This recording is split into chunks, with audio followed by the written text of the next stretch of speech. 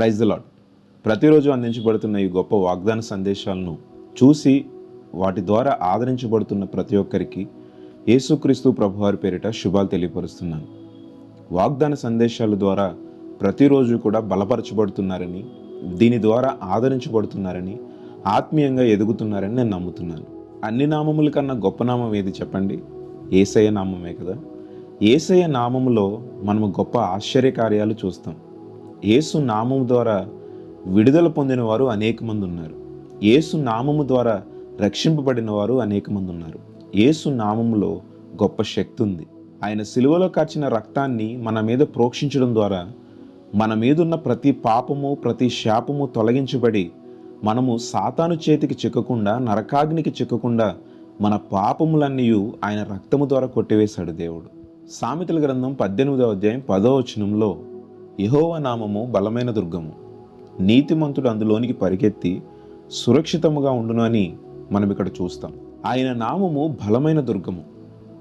ఆయన నామం క్రింద మనం ఉన్నప్పుడు, ఆయన నామములో మనం జీవిస్తున్నప్పుడు మనము సురక్షితంగా ఉంటామట. నీతిమంతులు ఆయన నామములో సురక్షితంగా జీవిస్తారట.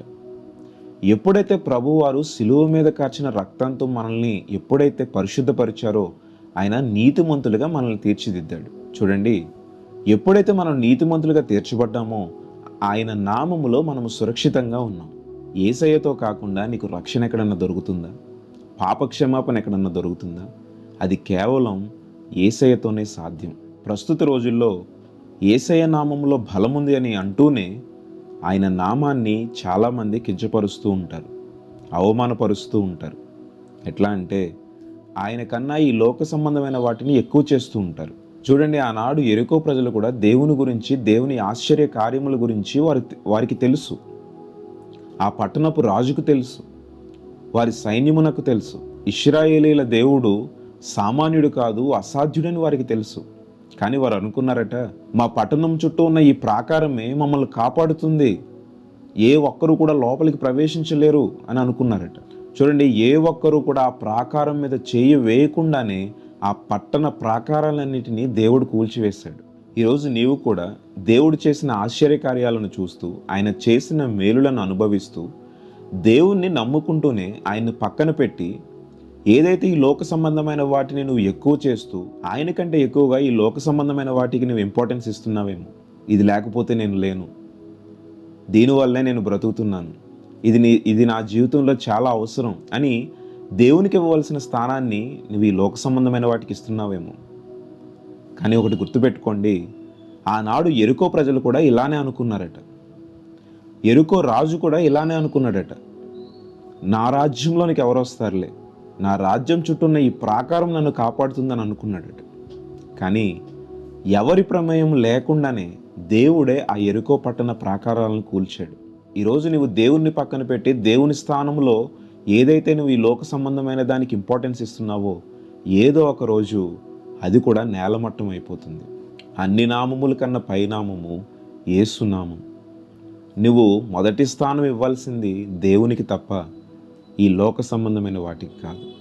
ఆదికాండంలో మనం చూస్తున్నప్పుడు ఈ లోకంలో ఉన్న ప్రజలంతా కూడా దేవుని దృష్టికి చెడుతనంగా కనబడ్డారంట. కానీ ఒక్కడు మాత్రమే నీతిమంతుడిగా దేవుని దృష్టికి ఎంచబడ్డాడు, అతనే నోవాహు. మరి ఆనాడు లోకంలో ఉన్న ప్రతి ఒక్కరు కూడా దేవుని దృష్టికి చెడుతనంగానే కనబడ్డారు. కానీ దేవుణ్ణి సేవిస్తున్న నోవాహు మాత్రం నీతిమంతునిగా ఎంచబడ్డాడు. దేవునికి ఇవ్వవలసిన స్థానాన్ని ఇచ్చాడు, దేవుని సన్నిధికి ఇవ్వాల్సిన ఇంపార్టెన్స్ని దేవుని సన్నిధికి ఇచ్చాడు. అందుకు కాబట్టే జలప్రళయంలో తన కుటుంబం మాత్రమే బ్రతకగలిగింది. ఈరోజు దేవుని యొక్క నామములో, లేదంటే దేవునిలో మనం సురక్షితంగా ఉండాలి అని అంటే నీతిమంతునిగా మనం తీర్చబడాలి. దేవుని దృష్టికి నీతిమంతునిగా మనం ఎంచబడాలి. ఈరోజు ఏదైతే ఈ లోక సంబంధమైన దానికి ఇంపార్టెన్స్ ఇస్తున్నావో దాన్ని నువ్వు నీ హృదయంలో నుండి తొలగించి దేవునికి మొదటి స్థానం ఇవ్వడం ప్రారంభించు. ఎందుకంటే ఆయనే బలమైన దుర్గము. ఆయన నామము ద్వారానే మనం ఈరోజు సురక్షితంగా జీవించగలుగుతున్నాం. మరి ఎప్పటి వరకు నీవు ఈ లోక సంబంధమైన దానికి ఇంపార్టెన్స్ ఇచ్చి దేవుణ్ణి పక్కన పెట్టావేమో. ఆయన చేసిన ఆశ్చర్యకార్యాలను చూసావు, ఆయన చేసిన మేలులను చూసావు, ఆయన చేసిన స్వస్థత కార్యాలను చూసావు, ఆయన చేసిన విడుదలను చూసావు. ఇన్ని చూసినా కూడా సాతానుకి నువ్వు లోబడిపోయి లోక సంబంధమైన దానికి ఇంపార్టెన్స్ ఇస్తున్నావా? ఈరోజే దేవునికి ఇంపార్టెన్స్ ఇచ్చి మిగతాదంతా కూడా నీవు నీ హృదయంలో నుండి ఆ యొక్క చెత్తను తొలగించేస్తే దేవుడు నీ హృదయంలోనికి వచ్చి నిన్ను పరిశుద్ధపరుస్తాడు, నీతిమంతునిగా నిన్ను తీరుస్తాడు. ఆయన నామము ద్వారానే మనము సురక్షితంగా ఉండగలం. ఎందుకంటే లోకము చాలా పాడైపోయిందండి. ఎక్కడ చూసినా కూడా పాపమే. ప్రతి ఒక్కరూ కూడా పాపానికి లోనైపోతూ నిజదేవుణ్ణి తెలుసుకోకుండా అనేక మంది నరకానికి వెళ్ళిపోతున్నారు. ఈరోజు నిజదేవుణ్ణి తెలుసుకొని వ్యక్తివైతే ఈరోజే యేసుని నీ సొంత రక్షకునిగా అంగీకరించి ఆయనే నిజదేవుడని నువ్వు ఎప్పుడైతే అంగీకరించి ఆయన సన్నిధిలో మోకరిస్తావో దేవుడు నిన్ను పరిశుద్ధపరుస్తాడు. ఒకవేళ నీవు నిజదేవుణ్ణి తెలుసుకుని మారు మనసు పొంది బాప్తిస్మం పొందిన వ్యక్తివైతే ఇంకా అనేక మంది రక్షింపబడాల్సిన వారు ఉన్నారు. వారికి నిజదేవుని గురించి ప్రకటించు, దేవుని యొక్క సువార్త చేయి. అనేక మందిని నరకాగ్నిలోనికి పోకుండా నిత్యరాజ్యంలోనికి నడిపించే ఆ యొక్క మార్గాన్ని నువ్వు ఎంచుకోగలిగితే దేవుడు నిన్ను నీ కుటుంబాన్ని గొప్పగా ఆశీర్వదిస్తాడు. పరలోక రాజ్యపు వారసులుగా మనలందరినీ దేవుడు చేస్తాడు.